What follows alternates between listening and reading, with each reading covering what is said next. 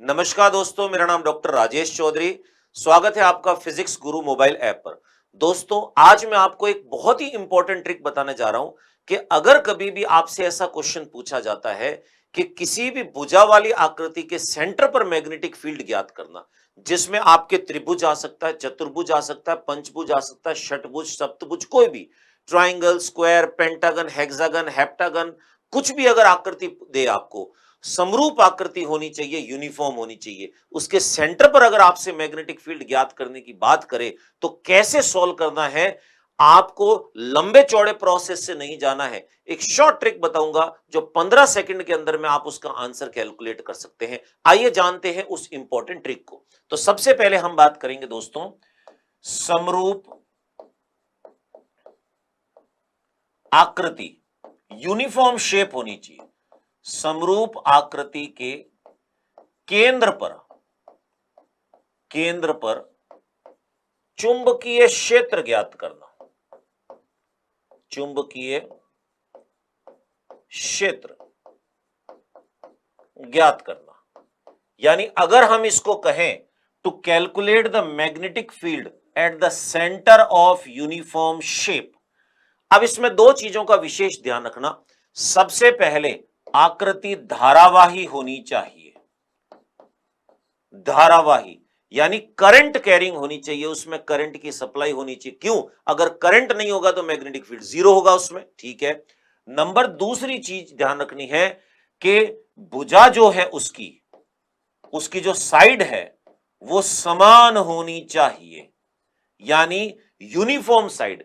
Triangle होगा तो equilateral होगा, समबाहु होगा, और चार भुजाओं की आकृति होगी तो वो वर्ग होगा हमेशा। ध्यान रखना है इसमें। क्लियर?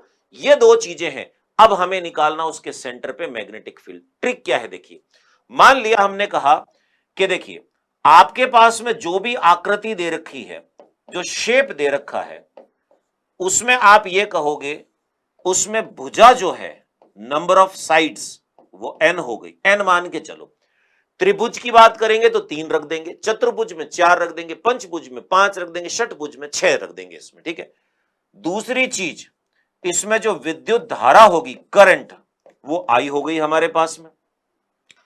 भुजा जो है इसकी साइड जो होगी प्यारे बच्चों, उसको मैंने ए मान लिया। यानी जब कभी भी न्यूमेरिकल दिया जाएगा उसमें नंबर ऑफ साइड्स देखनी है आपको, भुजा कितनी है, नंबर करंट देखना है आपको, आई कितना है, और साथ में देखना है साइड कितनी दे रखी है जो ए है। तो इसकी ट्रिक क्या देखिए, सेंटर पर अगर मैग्नेटिक फील्ड निकालनी है, एट सेंटर ओ पॉइंट पर, तो ट्रिक बनती है हमारे पास में mu naught N I upon pi A, और साइन ये बन जाएगा पाई बाय एन, और साथ के अंदर में आ जाएगा टेन पाई बाय एन।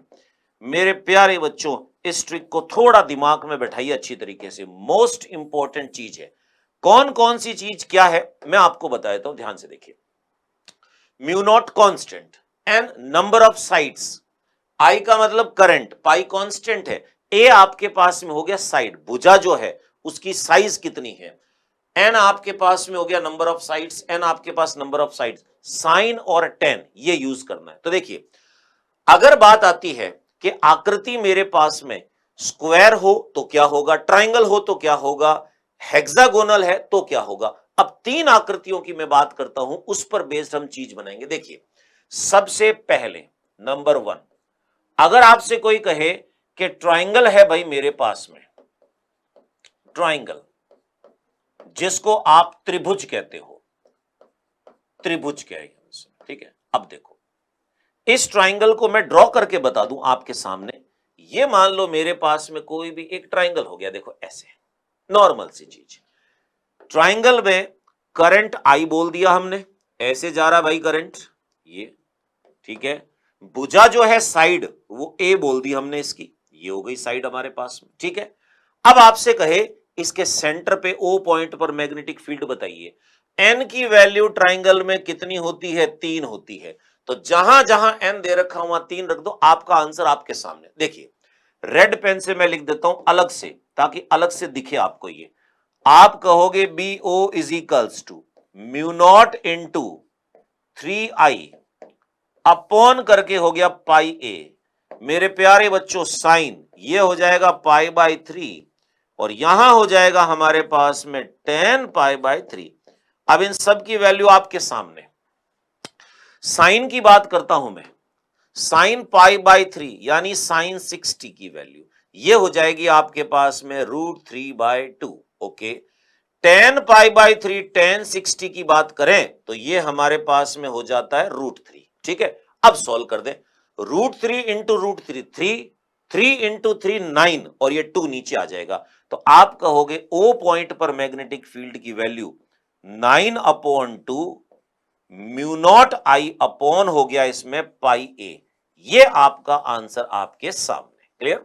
लंबे चौड़े मेथड जो है उनसे आपको मुक्ति मिली कि भाई तीनों साइड पे निकालो फिर ऐड करो, नहीं, हमने एक ही साइड के अंदर में कर लिया। ठीक है, अब एक एग्जांपल मान लो स्क्वायर का बनाए हम तो क्या होगा, मान लिया यहां पर मेरे पास में दूसरा एग्जांपल है, अब मैंने इसको वर्ग ले लिया है स्क्वायर, तो स्क्वायर की अगर मैं बात करता हूं मेरे प्यारे बच्चों तो क्या बन जाएगा, देखिए डायग्राम बना देता हूं मैं आपके लिए।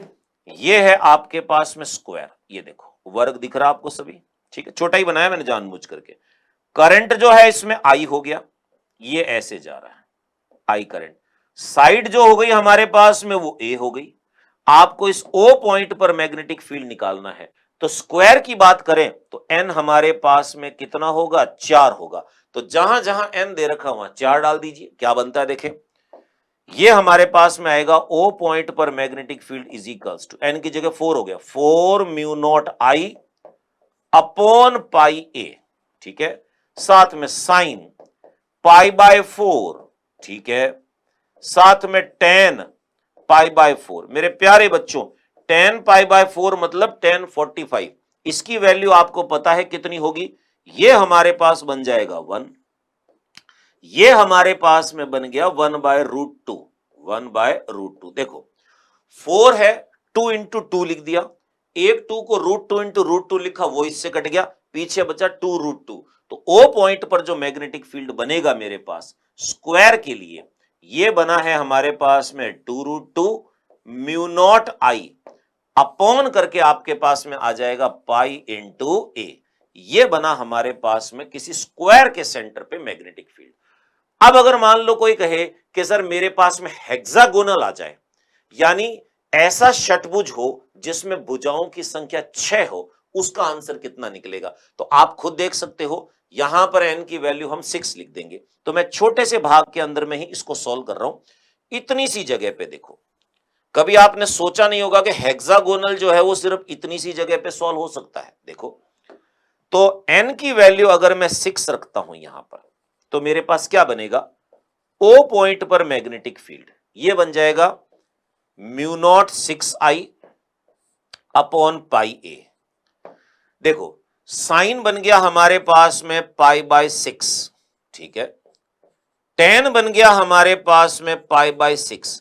मेरे प्यारे बच्चों साइन π/6 का मतलब होता है कि साइन 30, और साइन 30 की वैल्यू होती है 1/2। ओके, tan π/6 tan 30 इसकी वैल्यू होती है 1/√3। तो देखो √3 आया है, 6 को मैं क्या लिख सकता हूं इसमें, 3 इंटू 2, तो 2 से तो 2 कट गया, 3 को क्या लिख सकता हूं, √3 इंटू √3, एक √3 इससे कट जाएगा इसमें, तो पीछे बचेगा BO is equals to √3 mu naught I upon हो गया पाई ए। अब देखो ये ट्रिक बनी हमारे पास में।